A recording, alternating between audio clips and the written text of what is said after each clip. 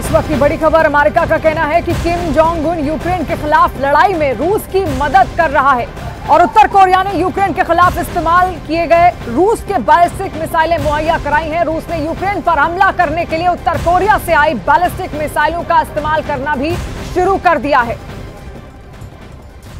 नमस्कार, कच्चा चिट्ठा देख रहे हैं आप, मैं हूं आपके साथ शिवानी पांडे। अमेरिका ने कहा है कि रूस अंतर्राष्ट्रीय कानूनों का उल्लंघन कर रहा है, लेकिन सवाल सिर्फ रूस का नहीं है, उत्तर कोरिया को रोकने का भी है। उत्तर कोरिया ने सिर्फ 2 घंटे में दक्षिण कोरिया के खिलाफ 200 गोले दाग दिए हैं।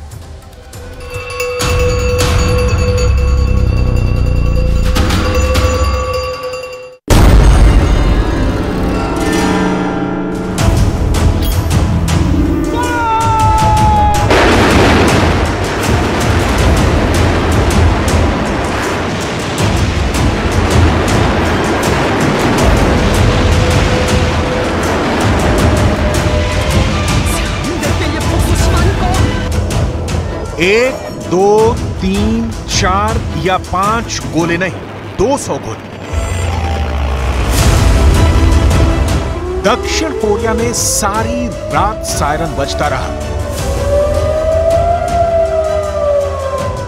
उत्तर कोरिया ने दक्षिण कोरिया की सीमा के पास 200 गोले बरसाए हैं।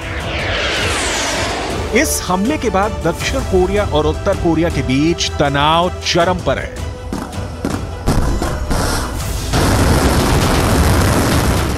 जानी दुश्मन ये दोनों देश युद्ध की आग में जलने लगे तो बहुत ताज्जुब की बात नहीं होगी।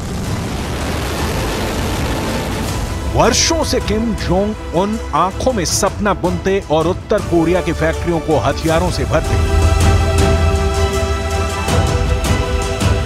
दक्षिण कोरिया के खिलाफ युद्ध लड़ने की इच्छा में जिए जा रहे हैं। उत्तर कोरिया के तानाशाह किम जोंग उन ने बहुत चालाकी के साथ दक्षिण कोरिया के खिलाफ हमला बोल दिया। 북한군은 오늘 09시경부터 11시경까지 백령도 북방 장산곶 일대와 연평도 북방 등산곶 일대에서 200여 발 이상의 사격을 실시하였습니다. 이로 인한 우리 국민과 군의 피해는 없으며 탄착 지점은 NLL 북방 일대입니다.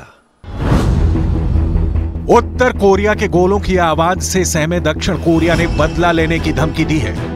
दक्षिण कोरिया में इस वक्त किम जोंग उन के खिलाफ अटैक की कैसी तैयारी चल रही है, ये देखने से पहले ये देखना जरूरी है कि इन 200 गोलों से हुए हमले की डिटेल क्या है, जिसने कोरियाई प्रायद्वीप को युद्ध के मुहाने पर लाकर खड़ा कर दिया है।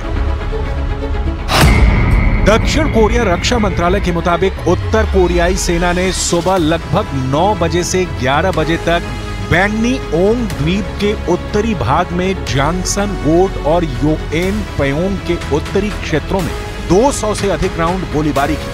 किम जोंग उन के इस हमले वाला एक भी राउंड दक्षिण कोरिया की सरहद के भीतर नहीं आया, लेकिन दक्षिण कोरिया ने योएन पयोंग के करीब 2000 स्थानीय लोगों से इलाका खाली करा लिया है।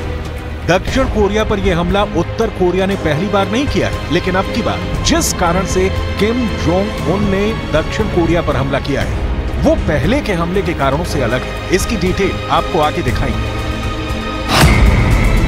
दक्षिण कोरिया का ये ओन प्योंग द्वीप पीले सागर में है। ये इंचियोन से लगभग 80 किलोमीटर पश्चिम में और उत्तर कोरिया के वांगे प्रांत के समुद्र तट से 12 किलोमीटर दक्षिण में स्थित है।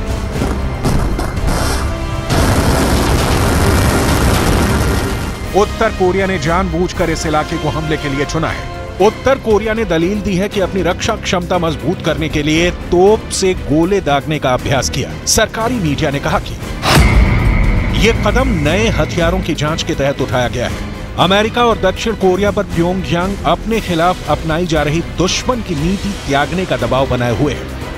उत्तर कोरिया के तानाशाह किम जोंग उन का पिछले हफ्ते का वो बयान याद कीजिए, जिसमें कहा गया था कि वो दक्षिण कोरिया और उसके सहयोगी अमेरिका के खिलाफ युद्ध के लिए तैयार हैं। उत्तर कोरिया जितना उछल रहा था उतनी ताकत असल में उसके पास है ही नहीं, जब बात अमेरिका और दक्षिण कोरिया के गठजोड़ की हो रही हो।